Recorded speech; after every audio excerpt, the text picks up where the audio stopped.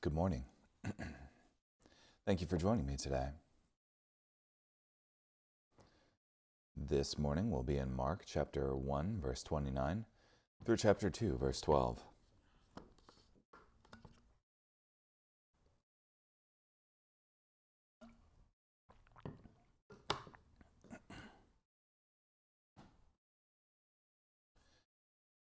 Now, as soon as they left the synagogue, they entered Simon and Andrew's house with James and John. Simon's mother-in-law was lying down, sick with a fever, so they spoke to Jesus at once about her. He came and raised her up by gently taking her hand. Then the fever left her, and she began to serve them. When it was evening, after sunset, they brought to him all who were sick and demon-possessed. The whole town gathered by the door. So he healed many who were sick with various diseases, and drove out many demons, but he would not permit the demons to speak, because they knew him. Then Jesus got up early in the morning, when it was still very dark, departed, and went out to a deserted place, and there he spent time in prayer. Simon and his companions searched for him. When they found him, they said, "Everyone is looking for you." He replied, "Let us go elsewhere, into the surrounding villages, so that I can preach there too, for that is what I came out here to do." So he went into all of Galilee, preaching in their synagogues and casting out demons. Now a leper came to him and fell to his knees, asking for help. "If you are willing, you can make me clean," he said. Moved with compassion, Jesus stretched out his hand and touched him, saying, "I am willing, be clean." The leprosy left him at once, and he was clean. Immediately Jesus sent the man away with a very strong warning. He told him, "See that you do not say anything to anyone, but go, show yourself to a priest, and bring the offering that Moses commanded for your cleansing as a testimony to them." But as the man went out, he began to announce it publicly and spread the story widely, so that Jesus was no longer able to enter any town openly, but stayed outside in remote places. Still, they kept coming to him from everywhere. Now after some days, when he returned to Capernaum, the news spread that he was at home. So many gathered that there was no longer any room, not even by the door, and he preached the word to them. Some people came bringing to him a paralytic, carried by 4 of them. When they were not able to bring him in because of the crowd, they removed the roof above Jesus. Then after tearing it out, they lowered the stretcher the paralytic was lying on. When Jesus saw their faith, he said to the paralytic, "Son, your sins are forgiven." Now some of the experts in the law were sitting there, turning these things over in their minds. "Why does this man speak this way? He is blaspheming. Who can forgive sins but God alone?" Now immediately, when Jesus realized in his spirit that they were contemplating such thoughts, he said to them, "Why are you thinking such things in your hearts? Which is easier to say to the paralytic, 'Your sins are forgiven,' or to say, 'Stand up, take your stretcher and walk'? But so that you may know that the Son of Man has authority on earth to forgive sins." He said to the paralytic, "I tell you, stand up, take your stretcher, and go home." And immediately the man stood up, took his stretcher, and went out in front of them all. They were all amazed and glorified God, saying, "We have never seen anything like this."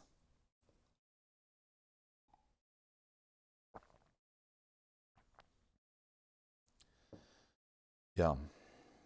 So you have, with this, Jesus healing many people, the crowds being healed, the sick being restored, demons being cast out, a leper being cleansed, and Jesus significantly touching the leper, which, according to old Levitical law, if you touched anyone with leprosy, he was unclean, and you would also become unclean in doing that. But rather than this leper making Jesus unclean, Jesus makes this leper clean.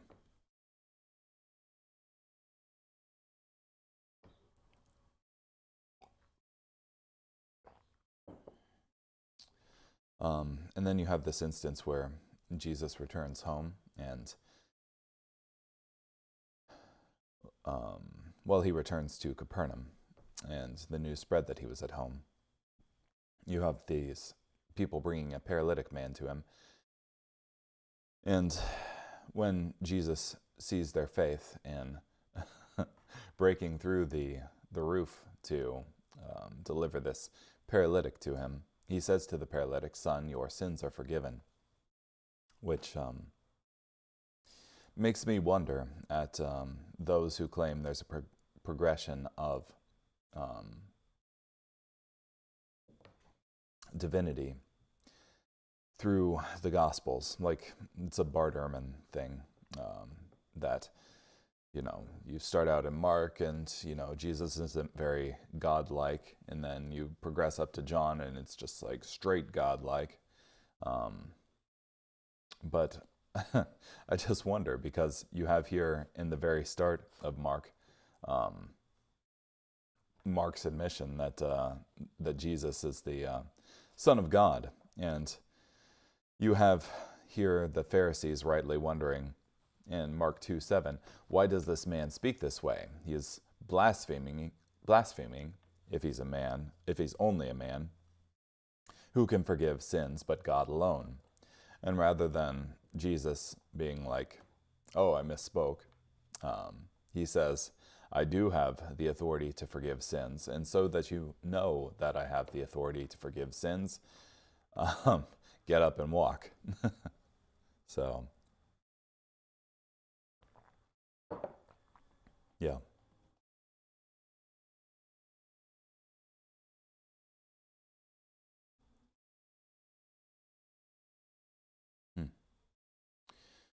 The healing of Peter's mother-in-law.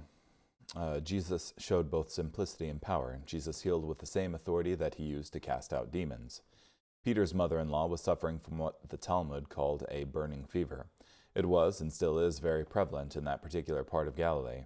The Talmud actually lays down the methods of dealing with it. A knife made wholly of iron was tied by a braid of hair to a thorn bush. On successive days, there was repeated. Then a certain magical formula was pronounced, and thus the cure was supposed to be achieved. Jesus completely disregarded all the paraphernalia of popular magic, and with a gesture and a word of unique authority and power, he healed the woman.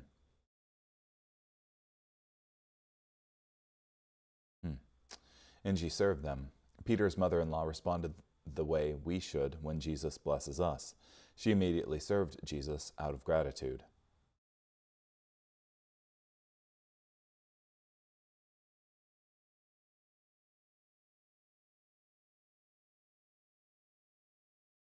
When the sun had set, Jesus was ministering after sundown, ending the Sabbath day. Free from the Sabbath restrictions on travel and activity, the people came to Jesus to be healed. Then he healed many. It was a busy day, and then Jesus ministered after nightfall to the whole city that had gathered together at the door. Jesus worked very hard to serve the needs of others, and always put their needs before his.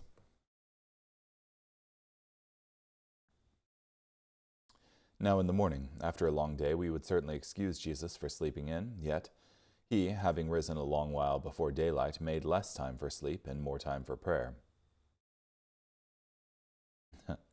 From Spurgeon here, look no man in the face till thou hast seen the face of God. Speak thou with none till thou hast had speech with the Most High.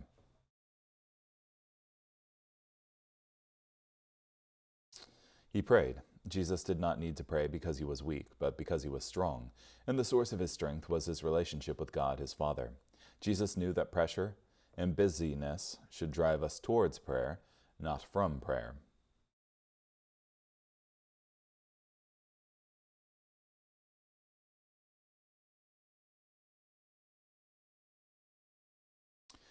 He went into a solitary place. Jesus knew the importance of solitary time with God. While it is good and important for us to join with others in the presence of God, there is much in our Christian life that can only be learned and experienced in a solitary place with God. From Spurgeon here, woe unto the man whose devotion is observed by everybody, and who never offers a secret supplication. Secret prayer is the secret of prayer, the soul of prayer, the seal of prayer, the strength of prayer. If you do not pray alone, you do not pray at all. I care not whether you pray in the street, or in the church, or in the barrack room, or in the cathedral, but your heart must speak with God in secret, or you have not prayed.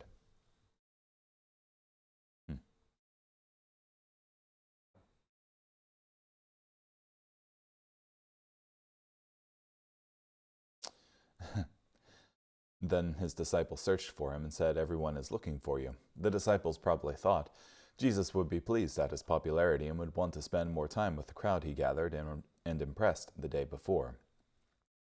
But he said, "Let us go into the next towns." Jesus did not stay in that town and ride the crest of his popularity there. He knew his ministry was to preach all across Galilee. His ministry was not being famous or enjoying the fame.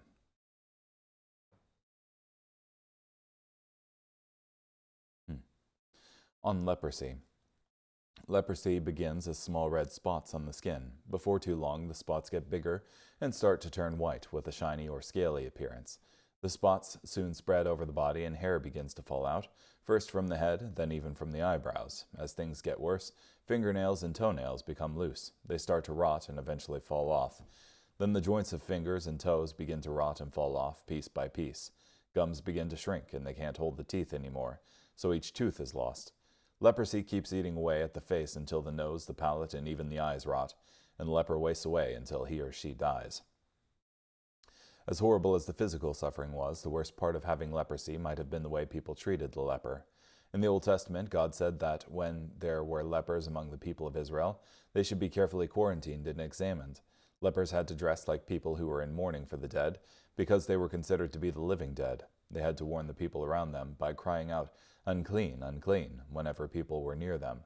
This was not because leprosy was highly contagious. It was because God used this disease as a striking example of sin and its effect on us.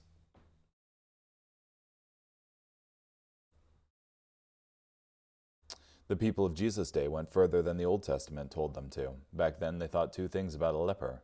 "You are the walking dead, and you deserve this because this is the punishment of God against you." Jewish custom said that you should not even greet a leper. Custom said you had to stay 6 feet from a leper. One rabbi bragged that he would not even buy an egg on a street where he saw a leper, and another boasted that he threw rocks at lepers to keep them far from him. One other rabbi didn't even allow a leper to wash his face.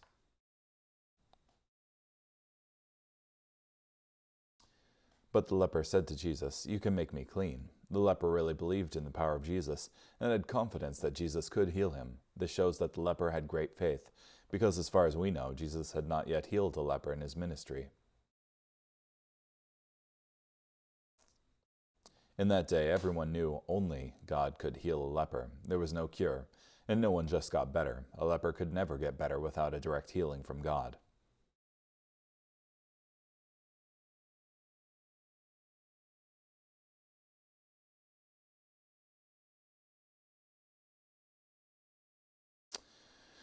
Jesus, moved with compassion. We are often moved with compassion when we meet sick people, but lepers usually did not arouse compassion. Their whole appearance was too repulsive, and they usually made people feel disgust instead of compassion. Luke says this man was full of leprosy, meaning that the disease was in the advanced stages. The man's whole body and life was rotting. But Jesus put out his hand and touched him. Jesus healed many people many different ways, but here he chose to heal this man with a touch. He could have spoken a word or even just thought a thought, and the man would have been healed, but Jesus used a touch. This was important because people were forbidden to touch this man on account of his leprosy. Since his disease was in the advanced stages, he was a leper a long time. It was a long time since he had felt a loving touch.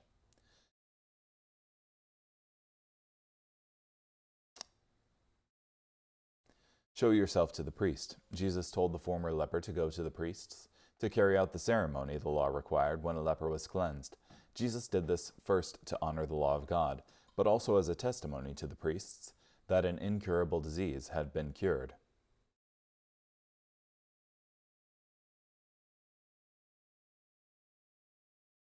The elements used in the Levitical ceremony for the cleansing of a leper, that is, cedar wood, hyssop, and scarlet, are the same elements used in cleansing someone who was defiled by a dead body. Since lepers were never healed, these priests had never conducted this ceremony. When they had to look up the procedure for the ceremony and had to carry it out for the first time, it would be a strong witness that the Messiah was among them.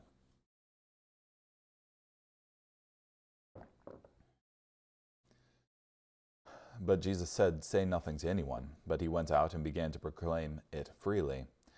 The man may have meant well and might have thought he was helping Jesus, but his disobedience hindered the ministry of Jesus. Jesus could no longer enter the city. It's best to always obey Jesus, and we should never think that we have a better plan than he does.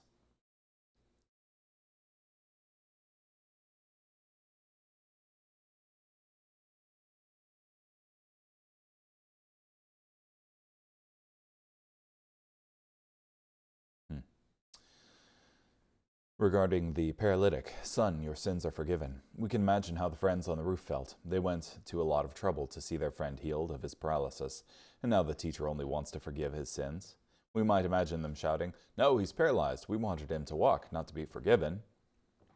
Yet Jesus knew what the man's real need was and what his greatest need was.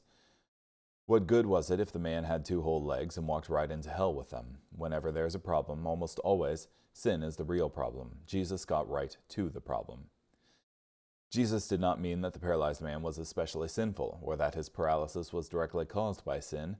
Instead, he addressed the man's greatest need and the common root of all pain and suffering, man's sinful condition. Forgiveness is the greatest miracle that Jesus ever performs. It meets the greatest need, it costs the greatest price, and it brings the greatest blessing and the most lasting results.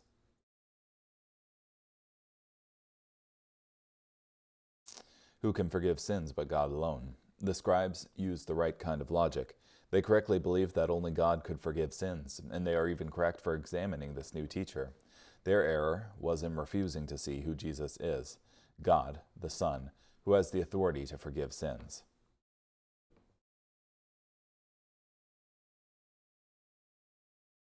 The word suggests a gradual intensification of the fault-finding mood. First a general sense of surprise, then a feeling of impropriety, then a final advance to the thought, "Why, this is blasphemy." Again and again during the life of Christ, the same dilemma was to reappear. If he were not divine, then he was indeed a blasphemer. There could be no third way out.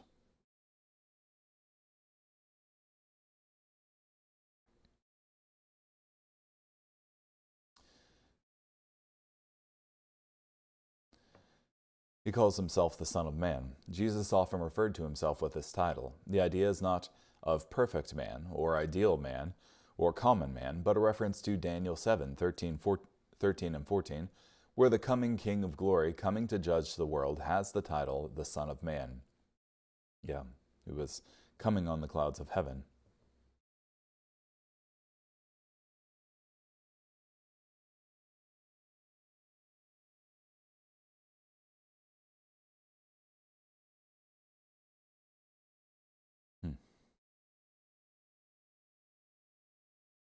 Immediately he arose. Imagine the tension in this scene. The scribes were tense because Jesus challenged them and said he would demonstrate he was the Son of God. The paralyzed man was tense because he wondered if Jesus really would heal him. The crowd was tense because they sensed the tension of everyone else. The owner of the house was tense because he wondered how much it would cost to repair his roof. And the 4 friends were tense because they were getting tired by now. The only one not tense was Jesus because he had perfect peace when he said, "Arise, take up your bed, and go to your house." The man was immediately healed. The power of Jesus to heal and the authority to forgive sins were immediately vindicated. Imagine if Jesus had failed. His ministry would be shattered. The crowd would slowly leave the house. The scribes would smile and say, "He can't heal or forgive."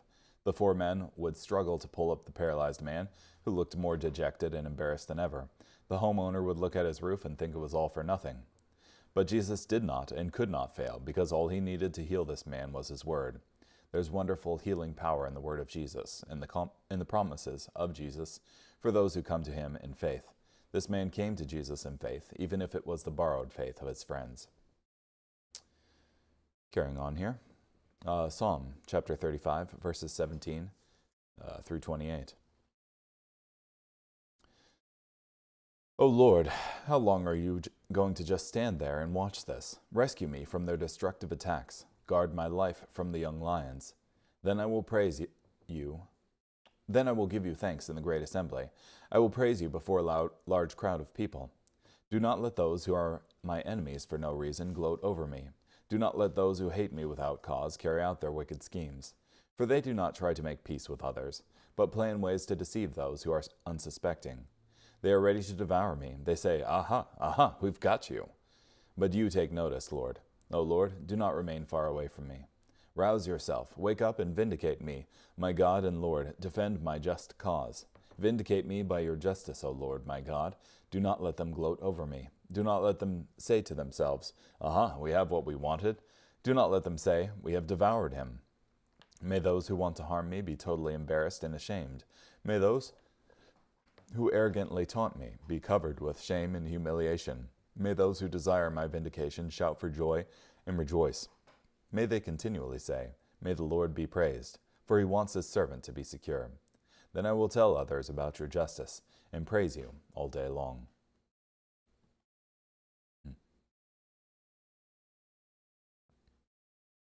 Lord, how long will you look on? David spoke honestly before God, admitting that he felt God was passive and indifferent.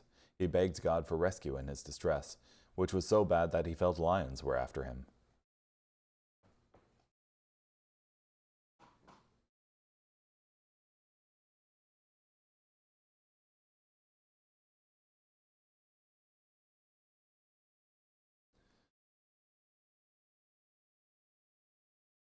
They devised deceitful matters against the quiet ones in the land. David prayed for vindication against his enemies because they plotted against God's humble, simple people. The German Lutheran Bible translated the phrase, the quiet ones in the land, as die Stillen im Land. Pardon my poor German there. It later became a phrase to describe believers in Germany, especially those from the Pietistic tradition. They emphasized living a quiet, devoted life of peace before God and man, and trusting in God to defend them. In every age, God has had his quiet ones, retired from its noise and strife, withdrawn from its ambitions and jealousies, unshaken by its alarms, because they had entered into the secret of a life hidden in God. When men rage about thee, go and tell Jesus. When storms are high, hide thee in his secret place. When others compete for fame and applause, and their passion might infect thee, get into thy closet, and shut thy door, and quiet thyself as a weaned babe. From Mayor.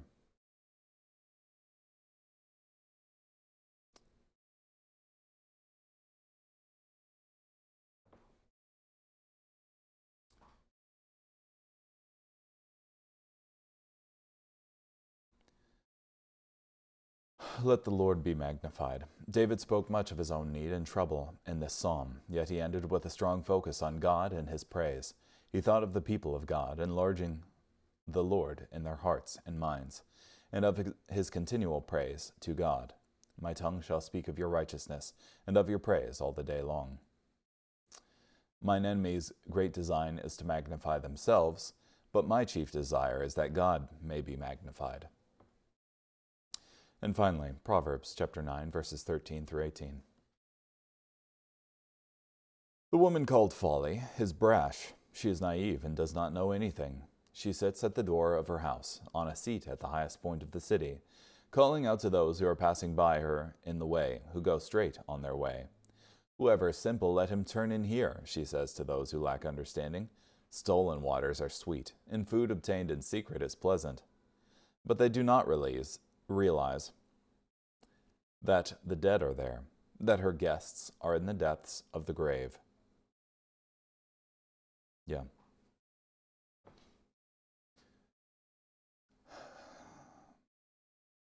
Folly attempts to lead people astray by making sin fashionable.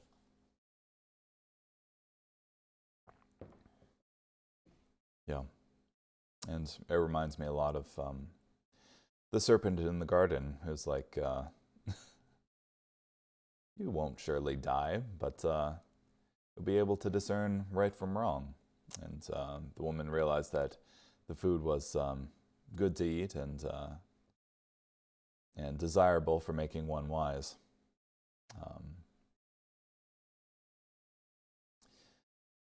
Yeah. But we need to reject the making of sin fashionable, but follow wisdom instead.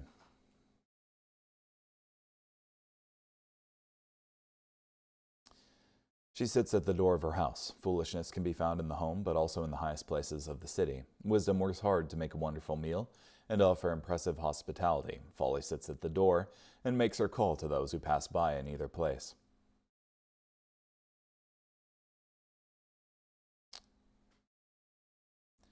Whoever is simple, let him turn in here. Folly imitates the call wisdom makes to the simple.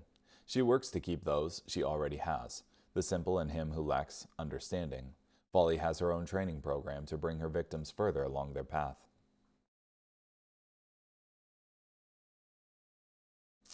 Stolen water is sweet. This is the message of folly, explaining how good it is to be bad. Things gained through transgression are more sweet and pleasant than what may be rightfully obtained. Forbidden pleasures are most pleasing to sensualists, who count no mirth but madness, no pleasure unless they may have the devil to their playfellow. When Augustine describes how he stole fruit from the pear tree, he says that he did not do it because he was hungry, as he threw away most of the fruit, but for the mere pleasure of sin as sin. He did it to break God's law.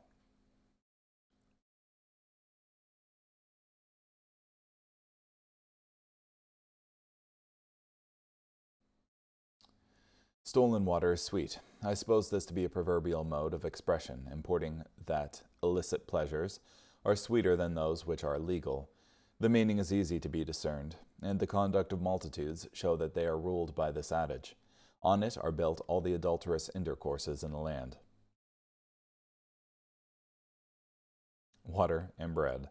A contrast is intended between the rich fare offered by wisdom and the ordinary food tendered by the foolish woman.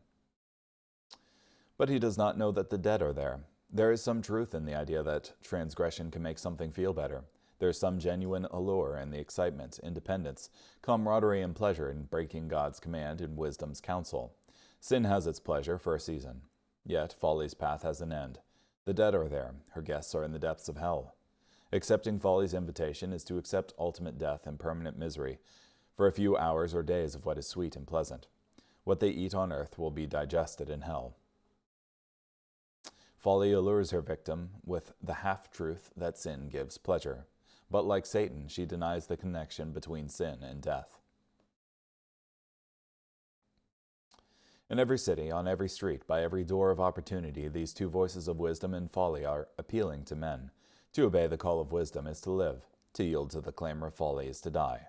How shall we discern between the voices? By making the fear of Jehovah the central inspiration of life, by yielding the being at its deepest to him for correction and guidance. Yep. Well, thank you so much for joining me today. Hope you have a great day. Bye.